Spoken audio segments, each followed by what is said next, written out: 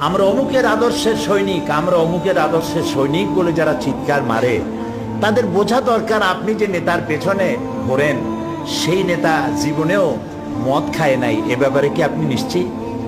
ওই নেতা জীবনেও মিথ্যা কথা বলে নাই, এ ব্যাপারে কি আপনি নিশ্চিত?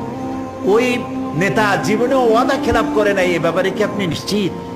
এই নেতা জীবনেও কোনোদিন পরনারী স্পর্শ করে নাই, এই ব্যাপারে কি আপনি নিশ্চিত? এর কোনো ব্যাপারে আপনি গ্যারান্টি দিতে পারেন না, অথচ তার জন্য জীবন দিতে পারেন। ফাইনা তাযাবুন, কোথায় চলছেন আপনি? এমন এক ব্যক্তিকে আল্লাহ নেতা বানিয়েছেন, নেতা করে দুনিয়া পাঠিয়েছেন, যিনি সর্বকালের সর্বযুগের আয়নার মতো পরিষ্কার চেহারা, যাকে দেখতে কোনো লাইটের দরকার হয় না, দিনেও দেখা যায়, রাতেও দেখা যায়।